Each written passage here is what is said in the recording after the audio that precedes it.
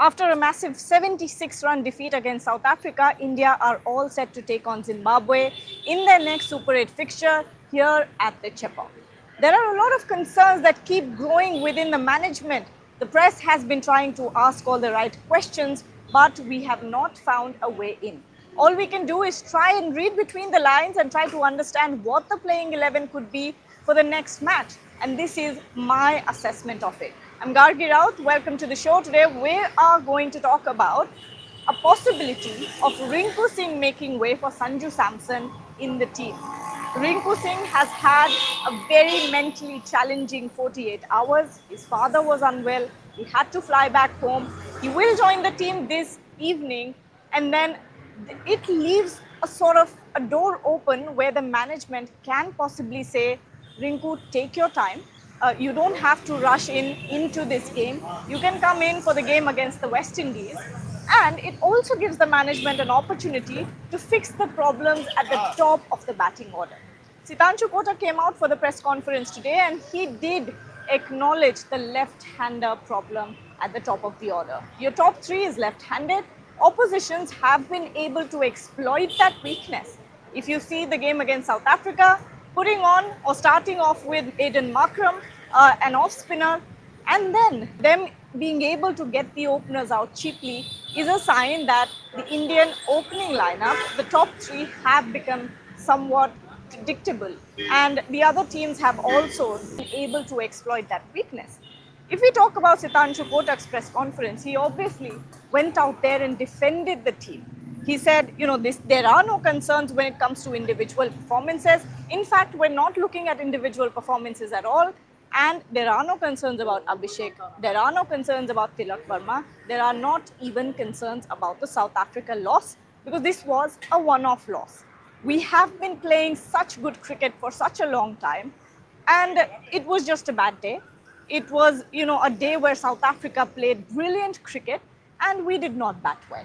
That's what he chalked it all up to.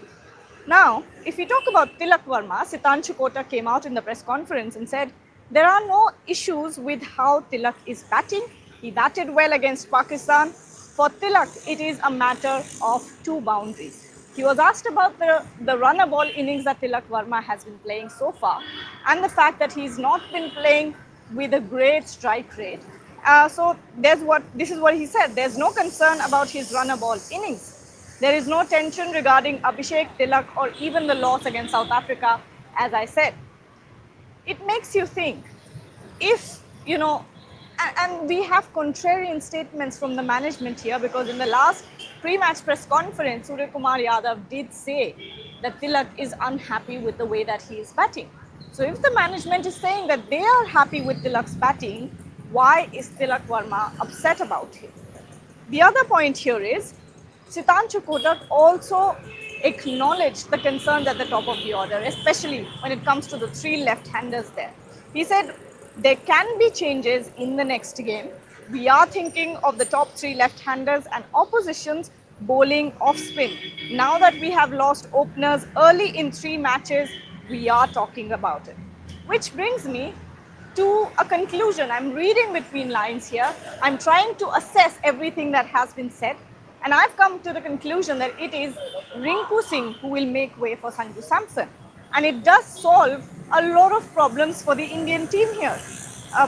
The possible changes that I see for the next game are 2. Akshar Patel comes in for Washington Sundar, and of course Sanju Samson comes in for Rinku Singh. What this does is, your batting order will then look something like this. Abhishek Sharma, Sanju Samson, Ishan Kishan, Surya Kumar Yadav, and then Tilak Verma at number 5. And it all makes sense. Tilak Verma at number 5 makes sense because in case of a batting collapse at the top of the order, you have an anchor at number 5 that you can depend on, that you can rely on. He's played a longish innings in all of the matches that we have seen so far, except the last game. He has been able to bail you out of high pressure situations when we talk about the Asia Cup final as well. So it's not as if Tilak is not holding the innings together. As going by the words of the management, he's doing exactly what they have asked him to do. And it also solves the concern of the power play. What happened in the last game?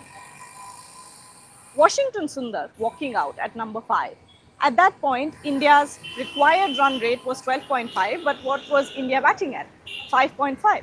After that, partnership between Tilak Verma, Surya Kumar Yadav and Washington Sundar started flourishing, you realize that they were doing a runner ball partnership. At that point, it was the power play was on. I believe Washington Sundar came out in the 4th or 5th over, and at that point, that time could have been utilized by sending someone like a Rinku Singh up the order. If you get 70 to 80 runs in the power play, your match is set. Your foundation has been built. So this concern also get addressed if Tilak Verma is batting at number 5. The other part is, of course, Sitanshu Kotak came out and defended the team, constantly kept saying that there are no concerns at all, but also gave a caveat that there could be changes in the next game. Tomorrow, India takes on Zimbabwe here at the Chepauk. What will be the changes? I've given mine. I think Akshar Patel comes in for Washington Sundar, Sanju for Rinku. What are your thoughts? Let me know in the comments. And in the meanwhile, don't forget to like, share and subscribe to the channel and stay tuned.